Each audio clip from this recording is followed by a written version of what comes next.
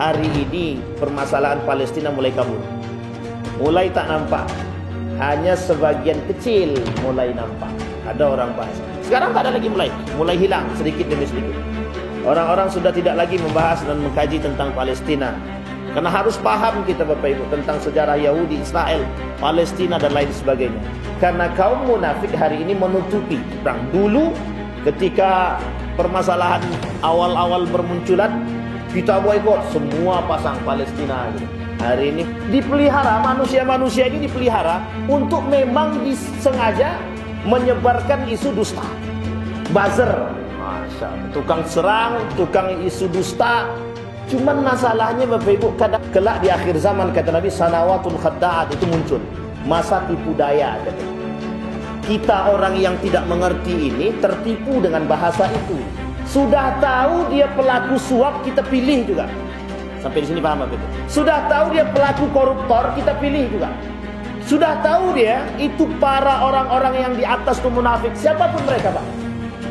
Fala taq'udu ma'ahum, jangan duduk sama mereka. Kalau kita duduk dengan mereka, idzan antum mithluhum kata Allah. Kalau kita tetap duduk dengan mereka, kita bagian daripada mereka. Datang ke masjid, wih kami mau naik nih Pak. Berapa masjid butuh? Itu cepat cairnya Pak. Kan saya udah bilang kepada Bapak kan, cairnya cepat tuh. Jadi kalau dah masalah masjid, masalah agama, pondok pesantren, nanti jualannya itu Pak. Datang mereka tuh. Mana pesantren di sini yang paling banyak? Oh kita datang. Tolong Kiai mohon doakan kami. Selesai nanti Bapak Ibu duduk ya, ingat pun tidak. Itu yang disebut oleh Allah dalam Al-Quran. Yastaruna bi ayati tsamanan qalila. Mereka perjualbelikan agamaku, manusia munafik.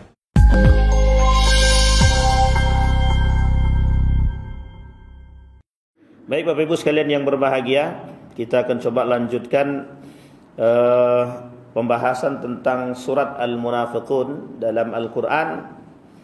Surat pada juz yang ke-28 itu ada surat namanya Al-Munafiqun.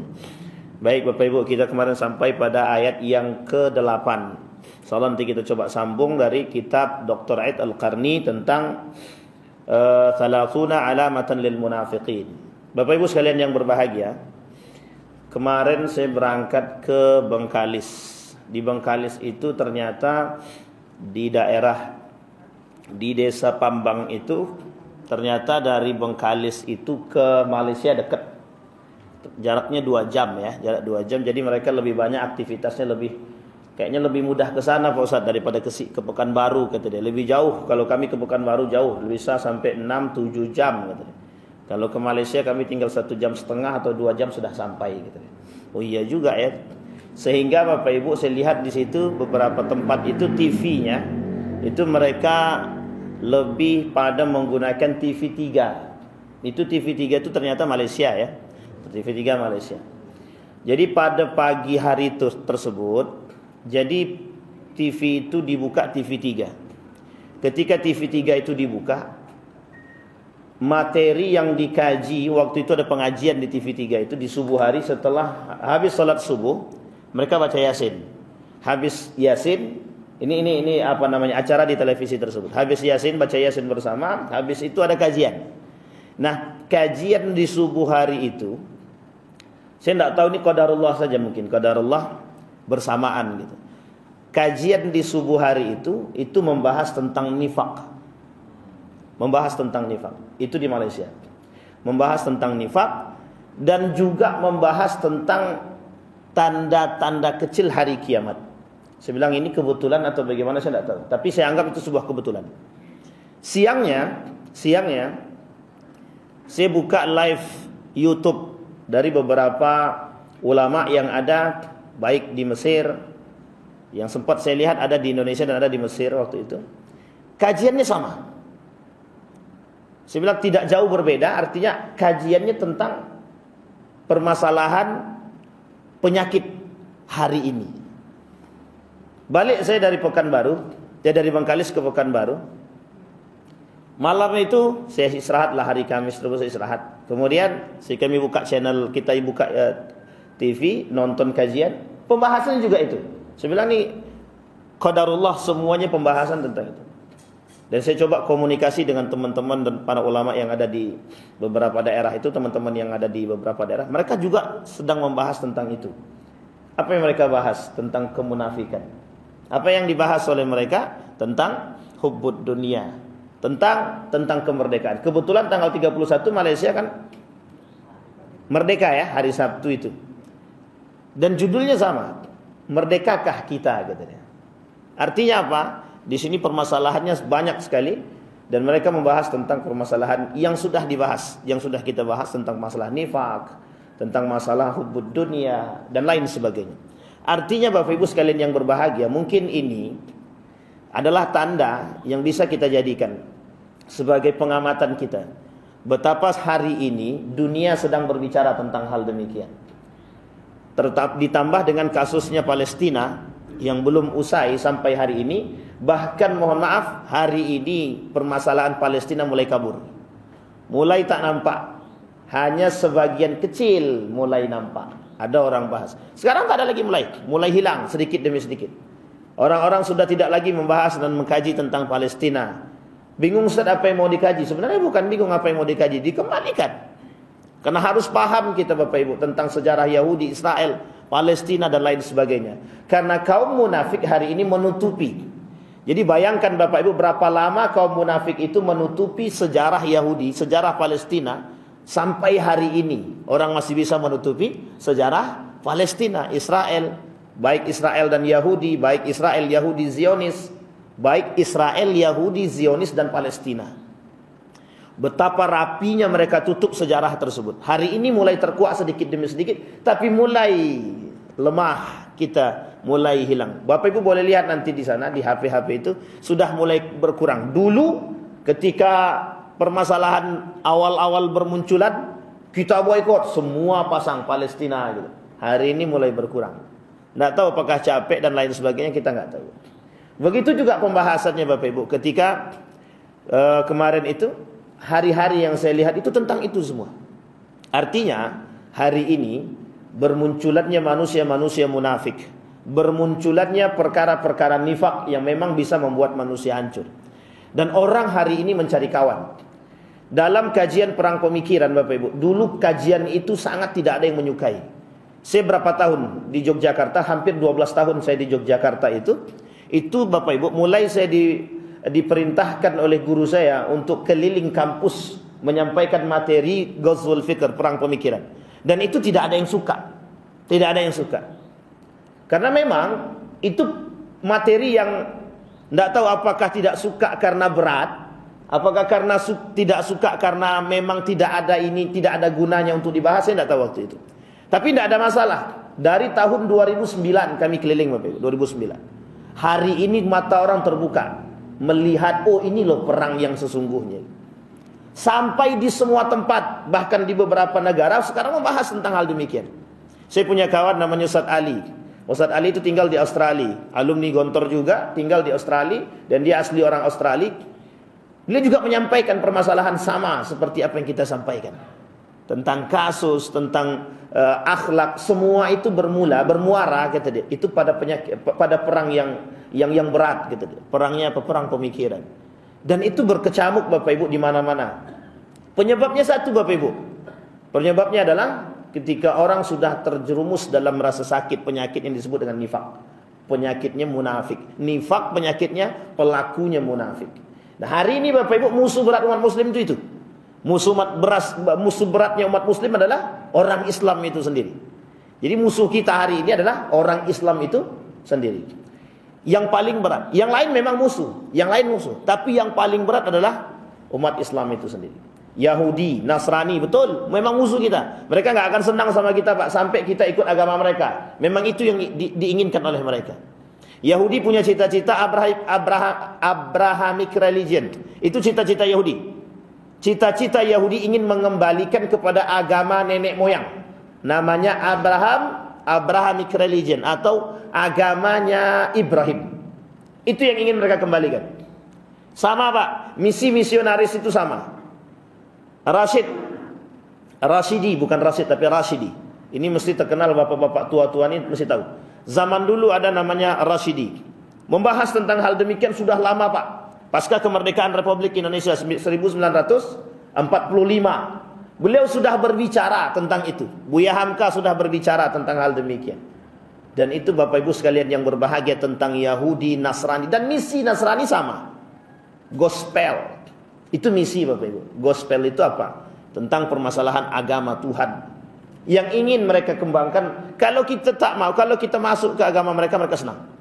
Dan ini misi Pak. Dan itu hari ini yang kita lawan.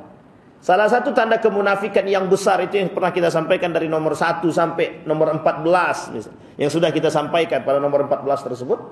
Bayangkan oleh Bapak Ibu hari ini bermunculan isme-isme yang dikatakan oleh Kiai Haji Ahmad Dahlan. Kiai Haji Hashim Al-Asy'ari dalam kitabnya Risalah Ahlus Sunnah wal Jamaah telah membahas. Jauh Pak, sebelum kemerdekaan Republik Indonesia beliau sudah katakan akan muncul isme-isme.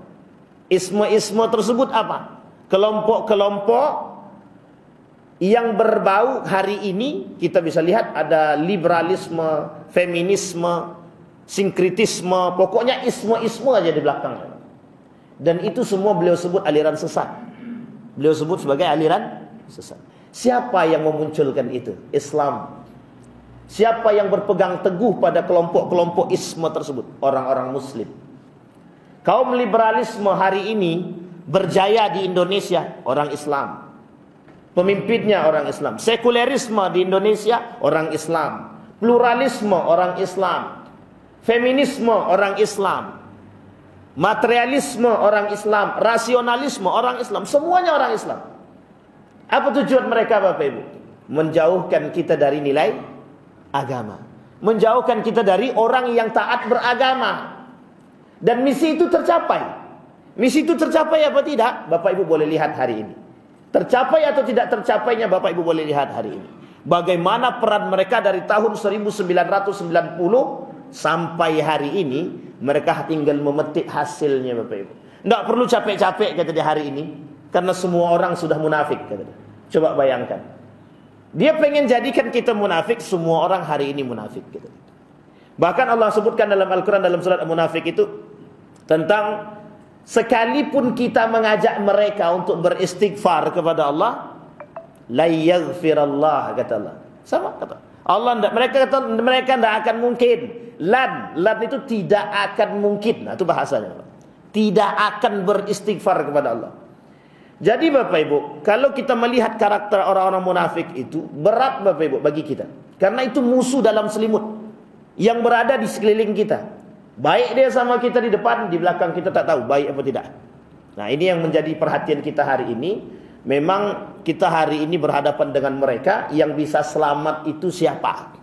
Nanti insya Allah di akhir pembahasan kitab 30 tanda orang munafik itu kita sampaikan bagaimana kita memerangi kaum munafik, bagaimana kita bertahan, bagaimana kita selamat, sehingga mohon maaf Bapak Ibu kita insya Allah bisa menjadi orang-orang yang selamat di akhirat kelak. Karena kelak Bapak Ibu isinya kata Nabi di akhir zaman itu, isinya semuanya para munafik.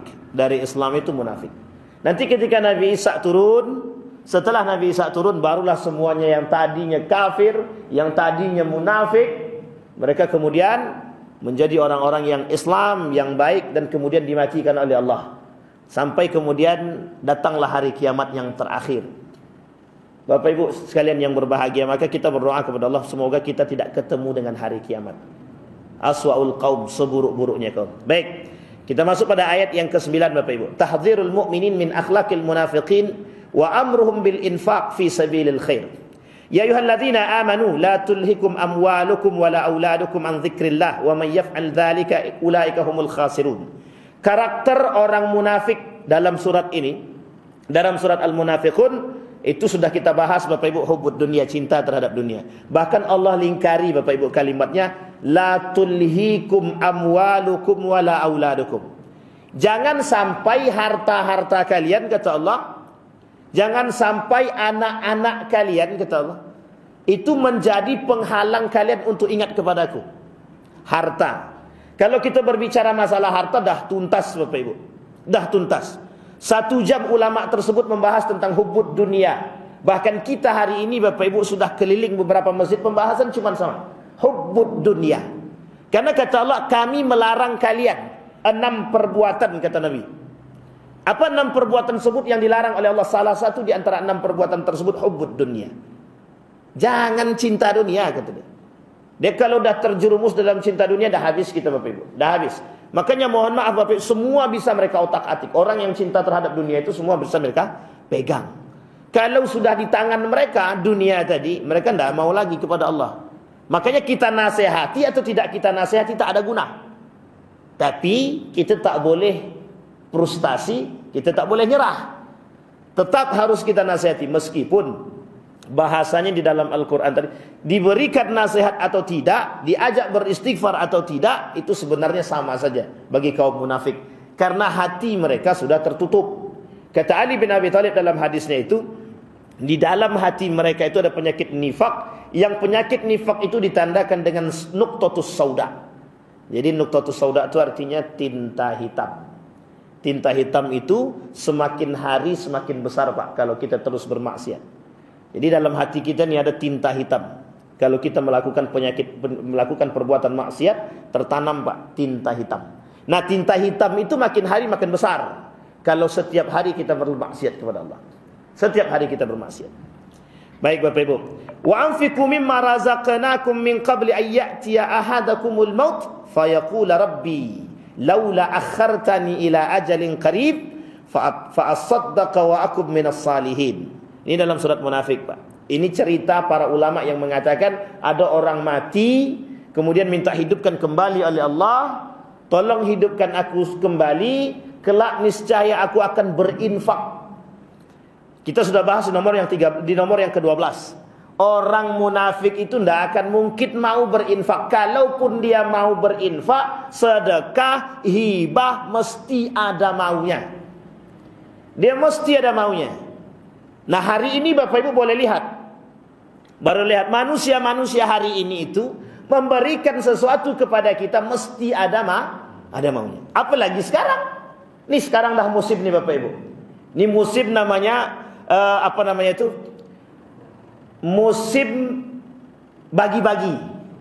Jadi mencari amal soleh dengan berbagi gitu. Tapi tidak tahu itu bersoleh apa salah, itu kita tidak tahu. Jadi mencari amal salah hari ini dengan berbagi. Tapi kan bagus mereka berbagi, bagus asal tak diminta balik. Kalau tak diminta balik tak masalah. Kan begitu yang menjadi masalah, diminta balik. Coba Bapak Ibu perhatikan. Yang menjadi masalah hari ini Bapak Ibu bukan hanya pada mereka, tapi kepada kita Bapak Ibu. Bagaimana kita bisa menahan diri kita Bapak Ibu? Bagaimana kita bisa menjaga kehormatan diri kita, kehormatan harga diri agama kita? Coba bayangkan oleh kita, pelaku pemberi tanpa ada keikhlasan dalam diri mereka, dalam bentuk apapun, baik suap dan lain sebagainya, tapi mereka tidak ikhlas membagi, kita akan terima Pak. Kita terima. Dalam konteks menerima tersebut Bapak Ibu, itu mesti ada syarat. Kalau bahasa lainnya, aku kasih tapi ingat syarat dan kewajiban berlaku gitu deh. Jadi di bawah itu sudah ada ketentuan notnya. Apa notnya? Syarat dan ketentuan berlaku. Coba kalau tak berlaku, mesti Bapak Ibu itu yang kita harapkan. Sampai di sini paham ya Bapak Ibu ya? Baik. Salah satu daripada cicit baginda Nabi Muhammad SAW ketika melihat ayahnya meninggal, Al-Husain. Al-Husain itu cucu Nabi. Al-Husain punya anak yang tidak ikut berperang ketika itu, yang tidak ikut berperang, yang tidak ikut terbunuh di dalam Karbala, tapi melihat dari kejauhan. Apa kata Al-Husain? Apa kata cicitnya baginda Nabi Muhammad SAW, Ali Zainal Abidin. Kalau saya tak salah namanya Ali Zainal Abidin, yang tidak ikut dalam perperangan Karbala. Dialah yang kemudian balik ke tanah Mekah. Apa kata dia dalam tangisnya itu? Sa'uhajimuhum, saya akan memerangi mereka. Dan itu kan orang munafik semua Pak. Yang membunuh itu kan kaum munafik semua. Yang membunuh Al-Husain, membunuh Al-Hasan itu kan orang-orang munafik. Orang-orang yang mengaku Islam, tetapi dalam hati mereka ada cinta terhadap dunia, ada syahwat mereka, ada keinginan dunia mereka, ada keinginan kekuasaan. Bayangkan Bapak Ibu, kalau Bapak Ibu melihat hari ini antara satu saudara dengan saudara yang lain tidak berteguran, itu hal yang biasa, kecil. Karena zaman dahulu itu bukan lagi tidak tegur sapa, bunuh-bunuhan, perang saudara dengan jabatan, hanya karena jabatan. Hari ini kan Bapak Ibu bisa melihat adikku sendiri, kata dia, tidak mau menegur aku karena beda pilihan. Karena beda pilihan. Tak mau dia negur saudara sendiri, saudara kandung. Ini bukan lagi tidak menegur, Pak, membunuh. Bayangkan membunuh. Hari ini Bapak Ibu, sekian juta jiwa manusia dipertaruhkan hanya karena jabatan. Coba bayangkan. Sekian juta, Pak, jiwa manusia. Mereka anggap seperti apa? Mereka anggap seperti binatang yang tidak ada manfaatnya sama sekali. Dan mereka mempertaruhkan itu, kekuasaan itu mereka pertaruhkan.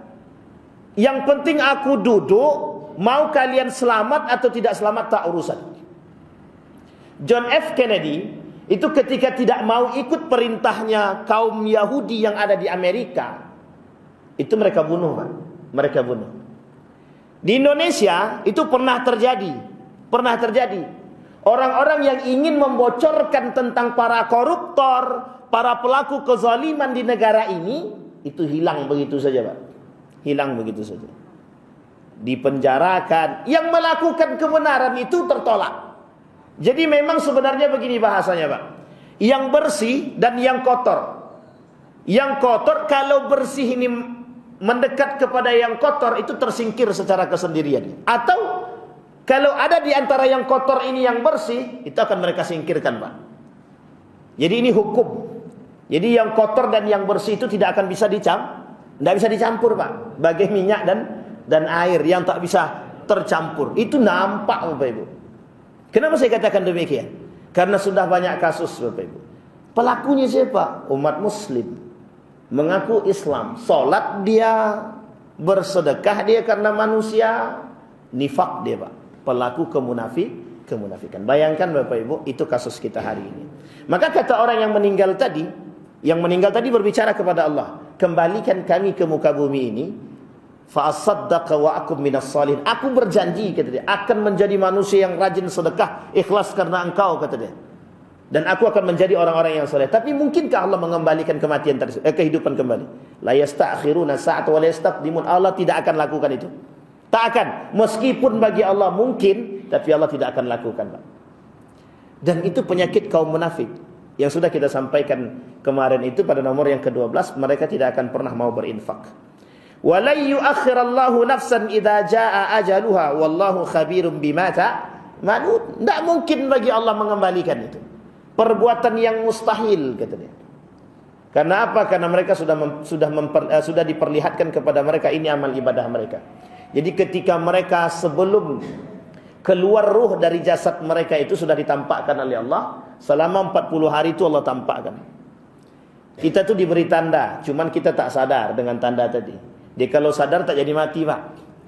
Cuma karena kita tak sadar saja. Kalau sempat, ini dah 40 hari, bisa jadi aku mati ini 40 lagi ini kok ditampakkan terus. Itu tak jadi mati itu, Pak. Tapi karena Allah tidak menunjukkan, artinya di bawah alam sadar. Orang melihat itu, Pak, keadaan hal demikian. Tapi orang juga tidak sadar, manusia tidak sadar. Artinya apa? Selama 40 hari sebelum kematian orang tersebut Allah tampakkan. Bisa jadi dibuatnya orang-orang itu dekat dengan Allah dan lain sebagainya, Bapak Ibu. Termasuk permasalahan Allah tunjukkan amal soleh. Salah satu di antara amal soleh yang ditunjukkan oleh Allah sebelum ruh itu keluar dari jasad cuman sedekah, Bapak Ibu. Sedekah. Jadi makanya mohon maaf Bapak Ibu, dalam cerita tersebut ini sebenarnya ada ceritanya. Ceritanya adalah ketika seorang pemuda dia bersedekah ketika sedang berjalan, kemudian dia lihat di tangan dia cuma ada satu roti. Kemudian ada orang-orang yang tidak mampu, kemudian meminta dia bagi 2. Qadarullah setelah dia sampai di tempat tujuan dia meninggal. Sebelum dia meninggal ditampakkan oleh Allah. Kemudian dia jawab, kalaulah tahu aku pahala yang diberikan, maka akan aku kasihkan semua roti tadi, tidak akan aku bagi 2. Katanya. Sampai sini paham ya Bapak Ibu? Itu cerita di dalam Al-Quran. Artinya apa? Orang-orang yang meninggal tadi itu ingin menunjukkan kepada kita hari ini Bapak Ibu, you yang serajin bersedekah akan Allah tunjukkan. Maka itulah alasan Nabi mengatakan bersedekahlah dengan yang terbaik. Bukan mencari yang 100 rupiah. Di antara 100 ribu yang dicari 100 rupiah. Pokoknya yang paling kecil, Pak Ustaz, mana yang paling kecil gitu. Jadi kalau masih ada bersedekah dengan paksaan itu tidak ada masalah sebenarnya. Umar bin Khattab mengatakan orang yang paling kuat itu orang yang rajin sedekah. Orang yang paling kuat kata Umar bin Khattab adalah orang yang rajin sedekah. Yang tidak punya banyak musuh siapa? Orang yang sedekah. Itu tidak punya banyak musuh Bapak Ibu. Semuanya kawan katanya. Mau binatang pun berkawan dengan orang yang rajin memberi makan. Mau tumbuh-tumbuhan berkawan dengan orang yang rajin memberikan siraman. Coba bayangkan. Artinya apa kata Umar bin Khattab? Orang yang paling kuat itu adalah orang yang rajin sedekah. Jadi orang yang sholat tak kuat? Ya belum tentu juga. Artinya semuanya di bawah koridor, semuanya di bawah naungan kekuasaan Allah Subhanahu wa taala. Baik Bapak Ibu sekalian yang berbahagia. Sekarang kita masuk Bapak Ibu ke 15. Nomor yang ke-15 dari kitab Syekh Dr. Aid Al-Qarni. Kita ulang yang nomor 4, al-irjaf, menyebarkan kebohongan. Salah satu tanda daripada kemunafikan itu adalah menyebarkan kebohongan. Wal murjifuna fil madinah. Siapa orang-orang yang menyebarkan kebohongan? Nah, hari ini kan begitu. Hari ini tuh semua kedustaan mereka sebarkan. Hari ini Bapak Ibu boleh lihat itu karena mudah hari ini Pak menyebarkan kebohongan. Dulu ada namanya siapa namanya itu ya? Pemimpin kaum munafik itu. Ada yang tahu namanya Bapak Ibu? Abu Janda. Kita beliau Abu Janda. Ya memang Abu juga namanya itu Pak. Abu Ubaid bin Salul. Baru ingat saya. Abu Ubaid bin Salul. Abu Ubaid bin Salul itu orang yang pertama menyebarkan isu Siti Aisyah berselingkuh itu dia. Sampai Nabi tidak bisa berkata apapun. Saking parahnya kedustaan yang disebarkan oleh Abu Ubaid bin Salul, hampir satu kota Madinah itu percaya bahwa, mohon maaf, Siti Aisyah berselingkuh. Itu Abu Ubaid bin Salul itu kerjaan dia. Satu orang Pak yang nyebar. Memang persis seperti Abu Janda itu. Ini tersebut nama apa ya Pak? Lanjut aja lah. Persis betul Pak, persis betul. Kenapa? Bahasa yang diberikan oleh Abu Ubaid bin Salul itu mampu menghipnotis orang. Sehingga kata Umar bin Khattab, udahlah kata Umar, kita bunuh aja lah Abu Ubaid bin Salul itu. Kata Nabi, kau pengen aku dipanggil orang sebagai pembunuh sahabat dia sendiri gitu. Nggak mau, akhirnya nggak jadi dibunuh Pak. Tapi dibunuh tak jadi, tapi Nabi dalam posisi itu serba salah. Akhirnya Nabi mendiamkan Siti Aisyah. Didiamkan oleh Nabi lama Pak, sampai turun surat An-Nur ayat 1 sampai 9. Coba bayangkan, Allah yang turun tangan langsung Pak untuk menyelesaikan kasusnya Siti Aisyah. Kemudian apa kata Abu Bakar, bapaknya Siti Aisyah itu, udah berterima kasihlah kepada Rasulullah yang telah menyelesaikan kasus ini. Apa jawaban Aisyah? Aku tidak akan berterima kasih kepada Muhammad, kata dia. Aku berterima kasih kepada Tuhanku yang telah membebaskanku dari masalah ini. Coba saking sakit hatinya Siti Aisyah ketika itu Pak, sampai dia tak mau katakan bahwa aku tidak akan berterima kasih kepada Muhammad, kata dia. Aku berterima kasih kepada Tuhanku. Bayangkan Bapak Ibu, perbuatan Abu Ubaid bin Salul mampu menghipnotis masyarakat Madinah. Dan hari ini ada pelaku demikian yang sama Pak, tidak satu orang bahkan. Bahkan itu dipelihara. Manusia-manusia ini dipelihara untuk memang disengaja menyebarkan isu dusta. Kalau bahasa lainnya apa namanya? Yang tukang-tukang kayak gini tuh, tukang sebar hoax itu apa namanya? Buzzer. Masya Allah. Tukang serang, tukang isu dusta. Cuman masalahnya Bapak Ibu, kadang-kadang kita nih yang tak tahu. Bisa jadi apa yang mereka sebarkan itu dalam pandangan kita baik, ternyata dusta. Kebohongan. Hari ini begitu. Tengok setiap sekian banyak para calon tadi, itu paling mudah tuh Pak. Sekian banyak calon, itu semua aibnya nampak tuh. Ketika sebelum pemilihan ini, semua kasusnya mau dusta, mau tidak dusta, itu ditampakkan tuh Pak. Ini kelakuan dia dulu gini, disebarkan aib itu. Jadi menyebarkan aib itu menjadi sebuah tradisi sebelum pemilihan. Jadi tradisi jahiliyah betul, yang dilakukan oleh kaum munafik itu adalah menyebarkan dusta, menyebarkan aib orang. Maka kata Allah dalam Al-Quran itu ada 6 karakter Pak. 6 karakter yang dilarang oleh Allah adalah, satu diantaranya tajassus. Saya sebenarnya janji ya Pak ya, tajassus ya, untuk memberikan pengertian tajassus. Tajassus Pak, salah satu diantara sekian itu tajassus. Dan itu disebutkan dalam Al-Quran itu Pak. Tajassus itu apa? Mencari aib orang. Mending kalau cuma untuk dia tahu tapi dia diamkan, tapi hari tidak. Masa ia aib orang disebar luaskan sampai harus ke Polda Pak. Sampai harus adu mengadu. Coba bayangkan, sesama muslim saling melihat aib masing-masing, tapi kemudian saling lapor. Jadi dari aib tadi, sama-sama punya aib, tapi sama-sama ngelapor. Bahasa lainnya sama-sama maling, ngelapor sama-sama maling gitu. Paham sampai di sini Bapak Ibu? Artinya apa? Kita hari ini dikuasai oleh kaum munafik. Nah, kaum munafik itu berteriak, aku maling, tapi maling teriak. Coba bayangkan. Maling teriak maling. Dia maling padahal dia juga maling. Sama-sama maling, tapi saling teriak. Dia maling gitu. Padahal dia tidak sadar kalau diri dia maling itu. Nah, coba bayangkan Bapak Ibu, kita yang ada ketika itu, kita orang yang nggak mengerti itu sebenarnya siapa yang malingnya. Sehingga ketika sudah ditangkap salah satu di antara mereka, baru kita sadar, oh ternyata si maling itu sian. Padahal maling lebih berbahaya itu yang tadi itu, yang maling teriak maling tadi. Hari ini begitu. Jadi kebohongan itu semua disebar, dusta. Agar apa? Untuk merubah pola pikir masyarakat. Makanya Bapak Ibu tak salah ketika Nabi berkata, kelak di akhir zaman, kata Nabi, sanawatun khadda'at, itu muncul masa tipu daya, kata dia. Kita orang yang tidak mengerti ini tertipu dengan bahasa itu. Orang yang benar kita anggap salah, orang yang salah kita anggap. Karena apa? Karena orang yang menyebarkan isu hoax tadi. Karena ada orang yang menyebarkan kebohongan tadi. Padahal yang menyebarkan kebohongan itu siapa? Muslim.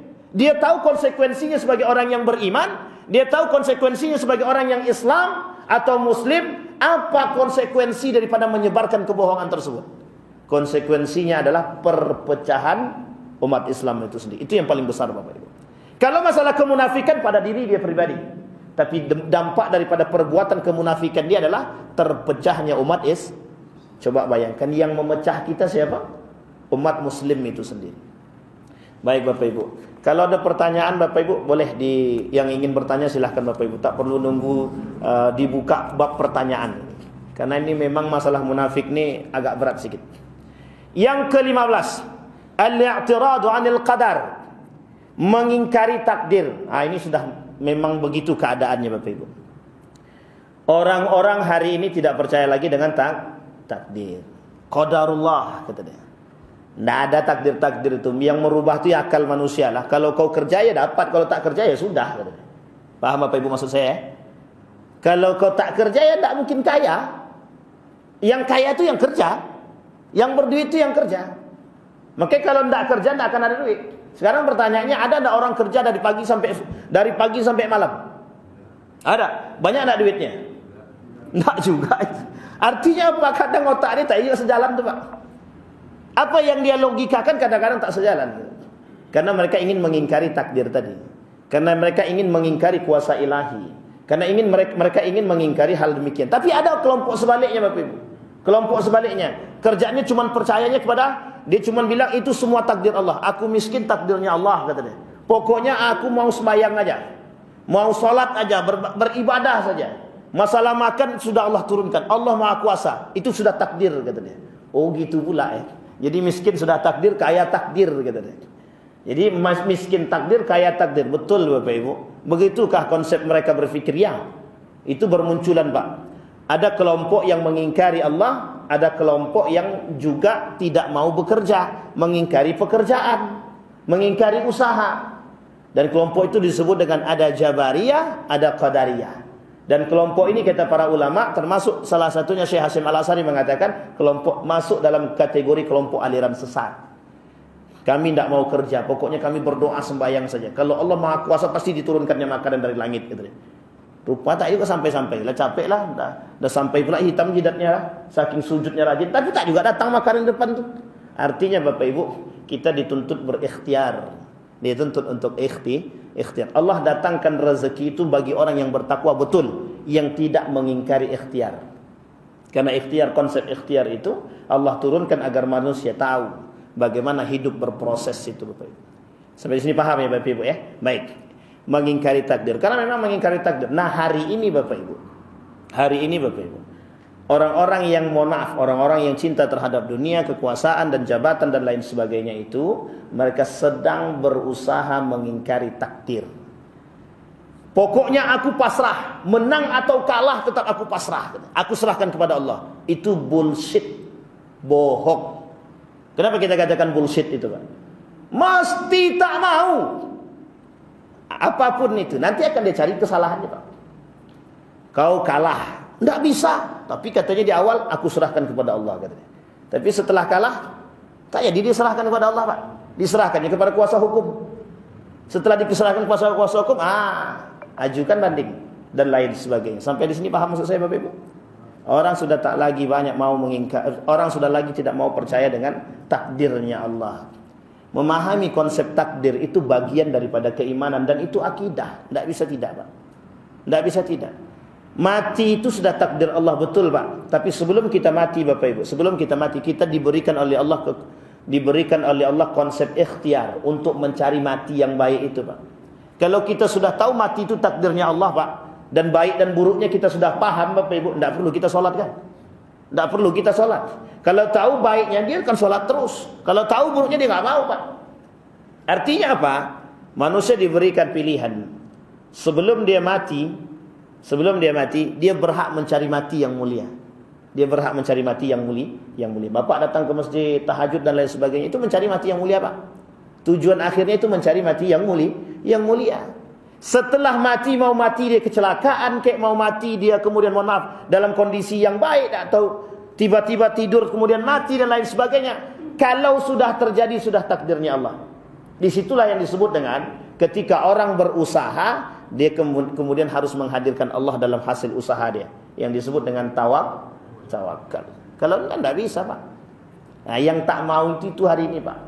Orang tu tidak ada lagi konsep tawakalnya kepada Allah lagi. Pokoknya aku harus duduk di kursi itu apapun caranya. Mau halal kek caranya, mau haram kek caranya, aku harus duduk. Mau aku sebutkan semua masalah orang, aib orang, pokoknya aku harus duduk. Mau harus menjadi jutaan jiwa manusia, menjadi sasarannya, terserah, pokoknya aku harus duduk. Jadi bahasa lainnya adalah nafsu pribadi, nafsu setan yang ada dalam diri dia itu tadi, itu kemudian berdampak kepada jiwa manusia. Dia korbankan jutaan jiwa hanya demi karena nafsu diri dia pribadi. Nah, itu yang terjadi, Bapak Ibu. Hari ini itu yang terjadi. Maka kata Syekh Mutawalli Sya'rawi, kata para ulama tersebut, ketika mereka mengikuti hawa nafsu mereka, mereka tidak akan lagi berpaling kepada kiri dan kanan mereka. Kenapa? Karena mereka sudah jadikan hawa nafsu tadi Tuhan mereka. Ini yang kita sebut dengan Tuhan baru, Bapak Ibu. Namanya hawa nafsu. Afara'aita man ittakhadha ilahahu hawahu. Maka kalian akan melihat, kata Allah, orang-orang yang mempertuhankan hawa nafsu, mereka tak lagi melihatkan kemanusiaan, mereka tak lagi melirik kepada keimanan, mereka tak melirik kepada takdir, mereka tidak melirik lagi kepada manusia, mereka tidak melirik kepada yang lain. Yang mereka lirik adalah hawa nafsu mereka. Jadi hari ini bermunculan Fir'aun baru. Meskipun tidak sekuat Fir'aun, tapi bermunculan Fir'aun baru. Hari ini bermunculan Korun baru, meskipun tidak sekaya Korun. Cuman Korun barunya udah banyak. Yang kerjaannya hanya mencari jabatan, kerjaannya hanya mencari kekuasaan, kerjaannya hanya mencari harta. Endingnya cuma satu, Bapak Ibu. Biar manusia mau hormat pada dia, biar manusia mau mengakui dia Tuhan, agar manusia mau melihat dia itu siapa, agar manusia mau melihat dia bahwa dia punya kelebihan. Itu saja, Bapak Ibu, tidak ada yang lain. Tapi kepuasan itu cuma sampai di situ, Bapak Ibu. Makanya bahasanya, Bapak Ibu, kata para ulama tasawuf, ulama sufi tersebut, kenikmatan dunia itu cuma sampai di sini. Setelah itu tidak ada lagi rasanya, Pak. Hilang. Bapak Ibu makan nasi, itu kan enaknya cuma sampai di sini. Kalau udah masuk dalam perut, apa bisa kita ngerasa lagi? Tidak. Keluarnya aja sudah, mohon maaf. Tidak ada satupun yang mau mencium ketika dia keluar itu, Pak. Artinya apa? Kenikmatan dunia itu cuma sampai di sini, kata para ulama. Cuman kan kenikmatan itu yang kita cari, Pak. Gitu. Ya, silakan, Pak.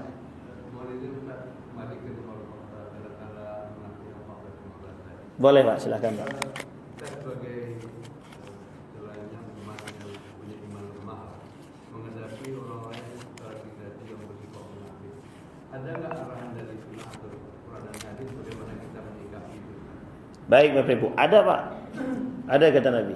Kalau kita ketemu dengan orang munafik, Fala taq'udu ma'ahum, kata Allah. Tak boleh Pak kita duduk Pak.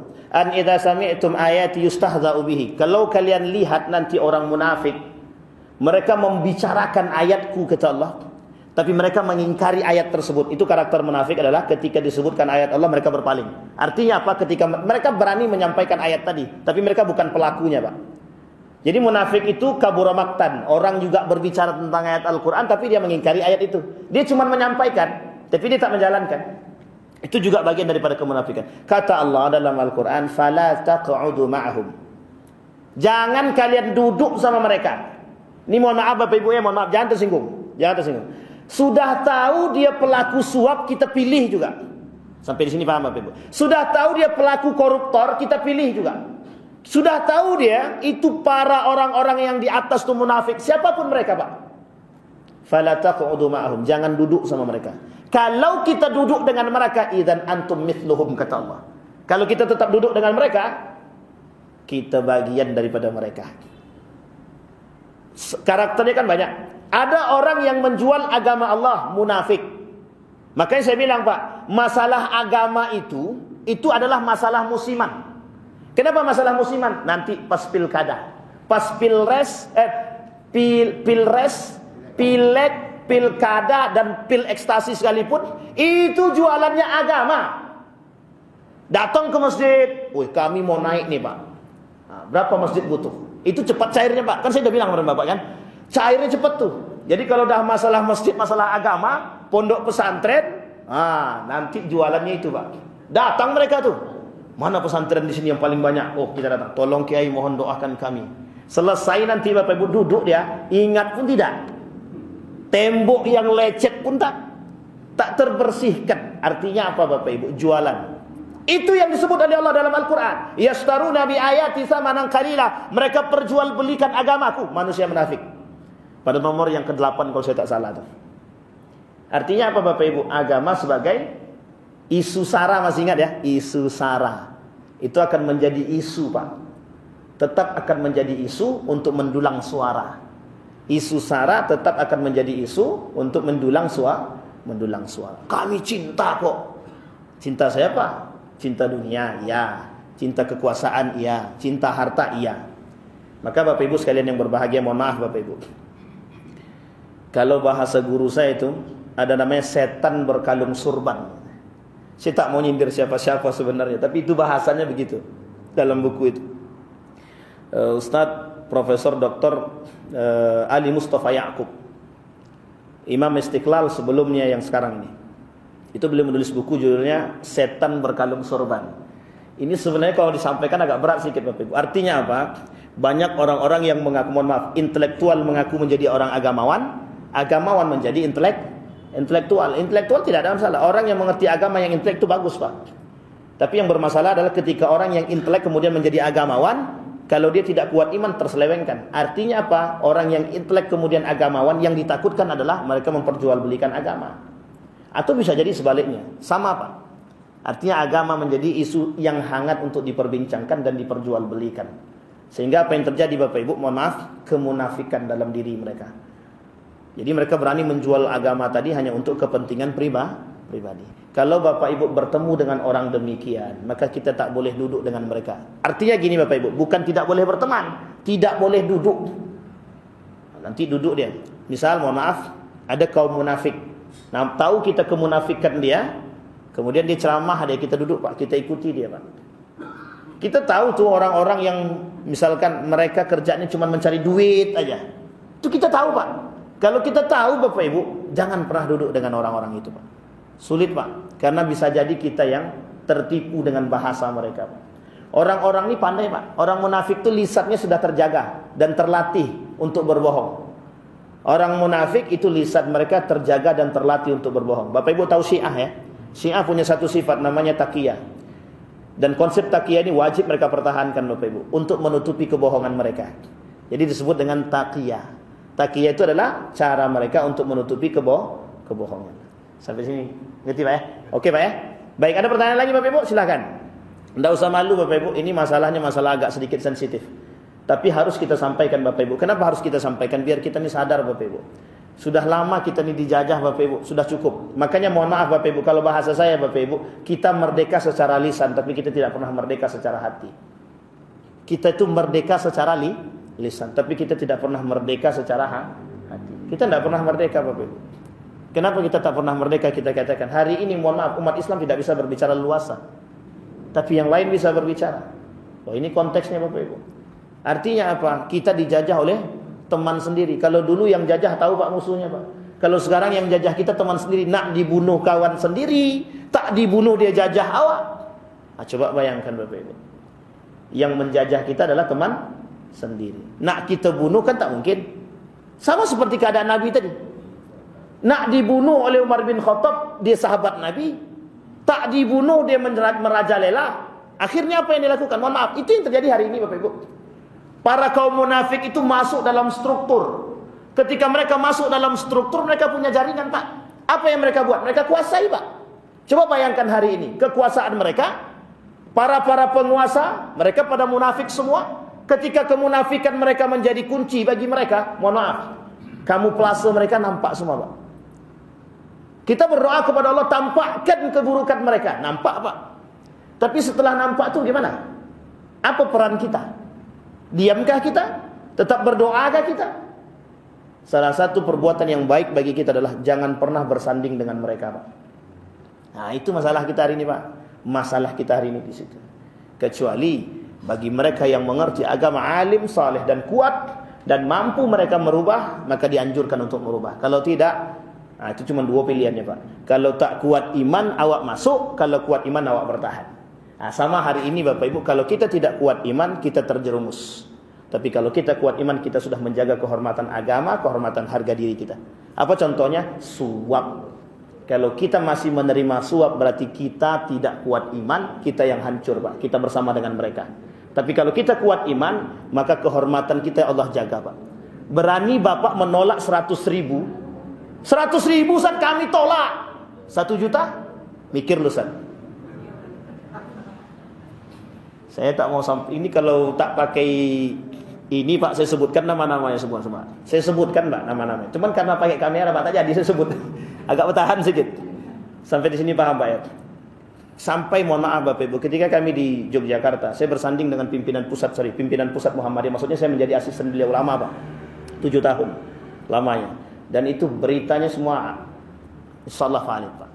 Apa yang disampaikan tentang pemilihan dan lain sebagainya. Wah itu kalau tak kuat iman hancur Pak. Hancur. Nikmat Pak. Kalau cuma 1 juta aja itu biasa Pak. Kalau 1 T saya yakin Pak, siapapun tumbang. Uang 30 miliar aja goyang, apa lagi 1 T Pak. 30 miliar bisa goyang Pak. Kalau 1 T bukan goyang lagi. Apapun mau seperti apa rumah mau dibuat gitu. Bahasa kasarnya mau seperti apa rumah mau dibuat. Saya kira itu saja Bapak Ibu sekalian yang berbahagia. Sampai kita pada nomor 15. Minta kapan habisnya nih Pak. Dia 30. Naiknya cuma satu-satu saja. InsyaAllah di pertemuan yang akan datang kita usahakan bisa habis. Di beberapa pertemuan yang akan datang. Dan mudah-mudahan kita bisa terhindar dari penyakit-penyakit demikian. InsyaAllah di akhir pertemuan kita dari kitab ini, kita akan coba bagaimana kemudian membangkitkan ruh semangat jihad dalam diri kita, agar kita bisa selamat dan terhindar dari kemunafikan itu. Nah kalau kita terhindar dari kemunafikan itu, InsyaAllah itu yang kemudian yang kita inginkan, yang diinginkan oleh baginda Nabi Muhammad SAW dan yang diinginkan oleh Allah Subhanahu wa taala. Mudah-mudahan bermanfaat bagi kita semua. Kita berdoa kepada Allah. A'udzubillahi minasyaitonirrajim. Bismillahirrahmanirrahim. Alhamdulillahirabbil alamin, hamdas syakirin, hamdan naimin, hamdan yuwafi ni'amahu wa yukafi'u mazida. Ya Rabbana lakal hamdu kama yanbaghi li jalali wajhikal karim wa 'azimi sultanik. Allahumma salli ala Muhammad wa ala ali Muhammad fil alamin innaka Hamidum Majid. Ya Hayyun ya Qayyum ya Fattah ya Alim ya Aziz ya Ghaffar ya Rabbal alamin. Allahumma a'idna ala dhikrika wa syukrika wa husna ibadatik. Allahumma ansur man nasara ad-din wa akhdhul man khazal al-muslimin. Allahumma ansur ikhwanana al-mujahidin fi Palestin wa fi Gaza wa fi kulli makan. Allahumma dammir al-yahud. Allahumma ahlikil kafarata wal mubtadi'at wal musyrikin a'da'aka a'da'ad-din. Allahumma athbut qulubana ya Allah ala al-iman. Allahumma athbut qulubana ala al-iman ya Rabbal alamin.